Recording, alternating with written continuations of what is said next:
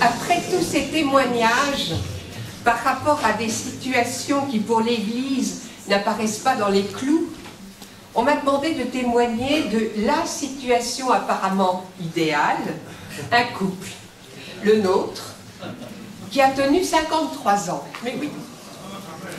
Or, ce dont je voudrais témoigner, c'est de la gageure que représente un couple et combien on y maîtrise beaucoup moins de choses qu'on imagine.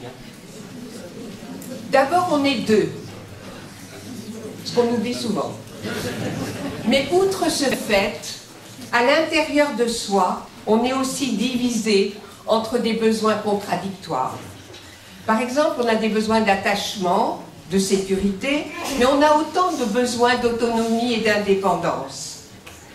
Or, il se trouve que la rencontre amoureuse fait vivre une illusion de complétude, un sentiment merveilleux d'être tout aimable, mais plus le manque d'estime de soi est grand, plus ce besoin d'un amour parfait va se faire indispensable, avec ce leurre d'une fusion, d'une confusion entre soi et l'autre, et alors il va y avoir tous les démentis apportés par les événements heureux ou malheureux de la vie.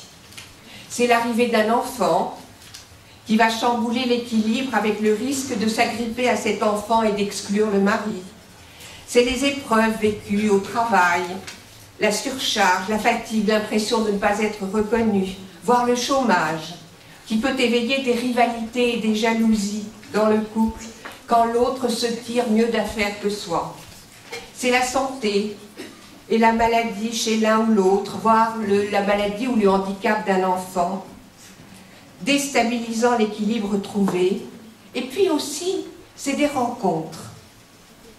Des rencontres qui, dans des moments difficiles, font miroiter le leurre d'un nouvel amour parfait ailleurs.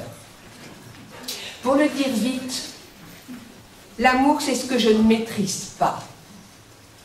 Ce n'est pas d'abord mon sentiment, mon vécu à moi, mais c'est ce qui va se jouer, ce qui est agi et vécu entre toi et moi, dans une circulation permanente des échanges, où sans cesse l'imprévu des réactions de l'autre va entraîner les miennes, qui peuvent mener à des dérapages quand l'image de l'un ou de l'autre est attaquée, remise en question, voire humiliée.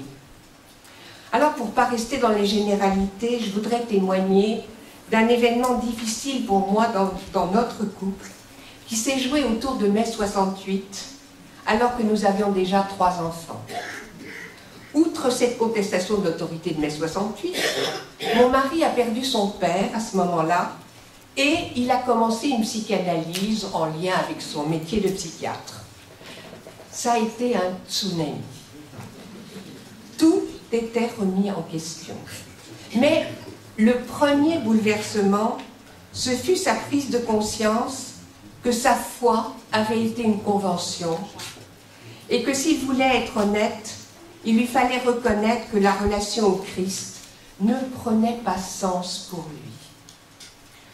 Avec en outre toutes nos relations avec des psys qui essayaient de me persuader de l'aspect illusoire de tout ça. Or, il se trouvait qu'au départ de notre couple, la foi avait été le socle sur lequel nous avions voulu bâtir notre famille. Après quelques mois, je ne savais plus trop où j'en étais, j'ai finalement pris la décision de faire des études de théologie pour essayer de me donner des arguments, enfin de dire, parce que c'était vécu comme ça, mais je ne savais pas le dire. Alors j'ai fait à Cato le cycle C. Mais plus le temps passait, plus nous nous éloignions l'un de l'autre. Avec le recul, il apparaît clair aujourd'hui que mon engagement spirituel était entre autres vécu par mon mari comme un carcan surmoïque, quelque chose d'un jugement moral qu'il pensait que je portais sur lui. 5 ans étaient déjà passés quand mon mari prit l'initiative d'un petit week-end à Florence, sans les enfants, et je crois que ça a été quelque chose... Alors je le dis maintenant, sur le moment je ne l'ai pas vu comme ça, mais je pense que ça a été décisif.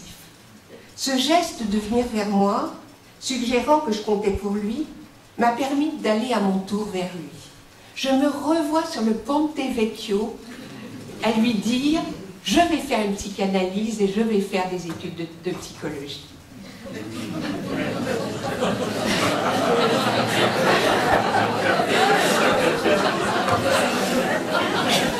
Grâce à lui, j'ai donc été obligée de me demander qu'est-ce qui était essentiel dans ma foi. Est-ce que c'était le rite ou la qualité de la relation à l'autre? Et j'ai aussi appris à construire alors peu à peu mon territoire, dans le plaisir à enseigner et à écrire pour trouver une cohérence à ma foi. Et cette indépendance conquise m'a permis de desserrer mon emprise sur lui. J'ai expérimenté combien alors sa différence était une richesse, et non plus, comme je le croyais au début, une attaque. Et combien cela n'entamait pas ce que nous avions gardé aussi en commun. Ceci dit, bien sûr, on y est un peu pour quelque chose d'être encore ensemble au bout de 53 ans, je le concède, mais un concours de rencontres et de circonstances nous a vraiment aidés à rester ensemble. Parce que vraiment, je le crois profondément, malgré notre bonne volonté, et puis à certains moments, vraiment le désir de nous retrouver, etc., nous aurions pu aussi bien ne pas y arriver, et j'aurais pu aussi bien aujourd'hui témoigner que j'étais divorcée et peut-être remariée. Je vous remercie.